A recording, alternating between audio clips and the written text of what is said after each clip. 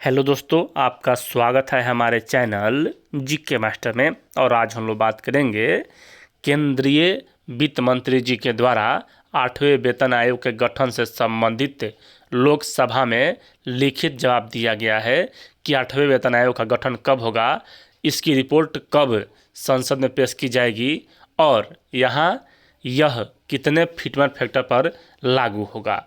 इससे संबंधित यहाँ सभी इन प्रश्नों का जवाब आपको इसी वीडियो में और इसी पत्र के माध्यम से उपलब्ध कराया जाएगा। इन सभी क्वेश्चन का जवाब दिया गया है माननीय केंद्रीय वित्त मंत्री जी के द्वारा।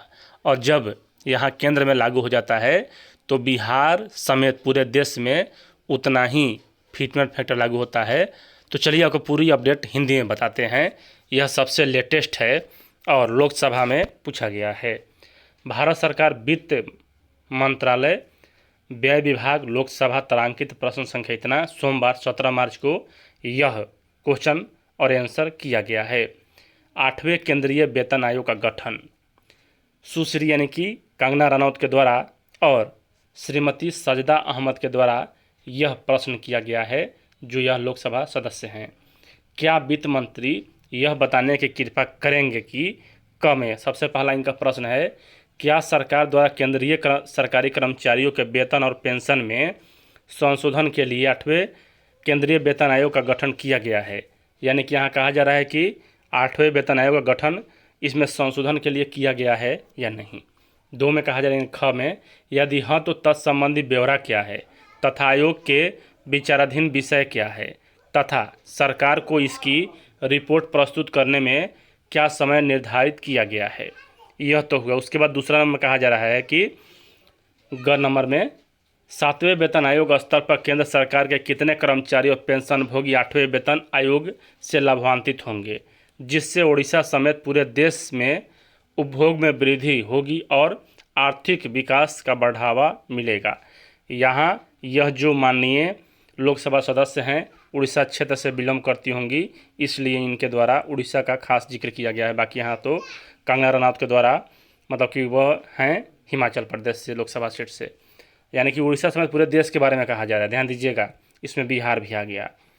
और 8 घ में कहा जा रहा है कि क्या 8वें वेतन आयोग की सिफारिशें के कार्यान्वयन से सरकार पर वित्तीय बोझ बढ़ने की संभावना है। अंग में कहा जा रहा है कि यदि हाँ तो तत्संबंधी ब्यौरा क्या है। और क्या सरकार ने राजकोषीय नीति और सरकारी व्यय पर 8वें वेतन आयोग के प्रभाव का आकलन करने के लिए कोई अध्ययन कराया है। यदि कर्मचारी यूनियनों, पेंशन भोगियों और अन्य हितधारकों के साथ कोई परामर्श किया है तो वह भी बताया जाए।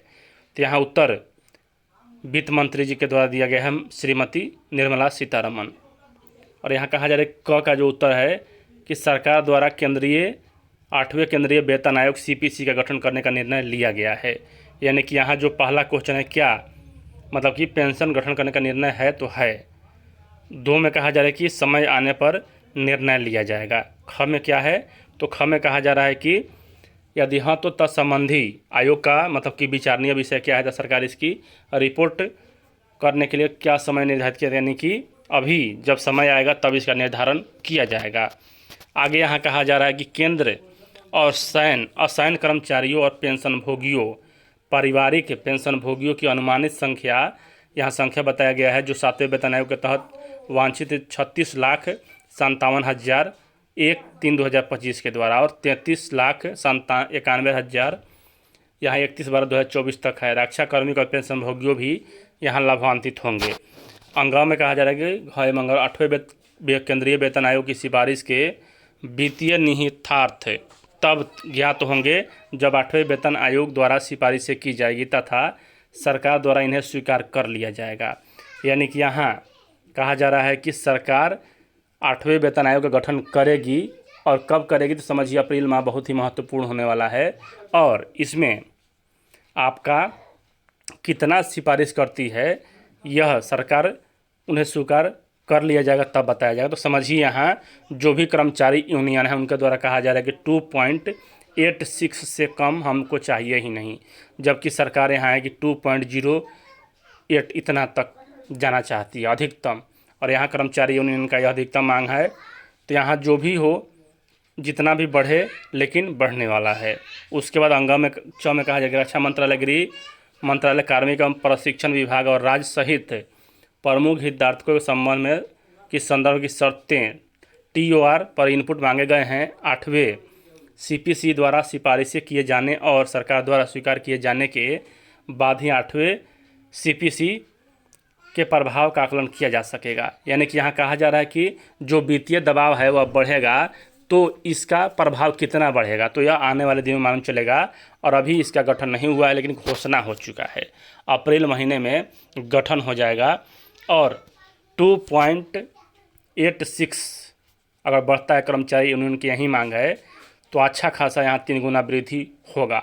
अगर सरकार अपने मत के अनुसार जो 0.28 बढ़ाती है तो भी यहाँ अच्छा खासा होगा। और सरकार जो भी आयोग गठन करेगी, मतलब 8वें वेतन आयोग, जो भी उसके सदस्य होंगे वह निर्णय मानने के लिए बाध्य नहीं है और इसमें कुछ भी संशोधन किया जा सकता है। तो चिंता नहीं करें, अभी टाइम है। 8वें वेतन आयोग आपको अच्छा खासा ही रिटर्न देने वाला है।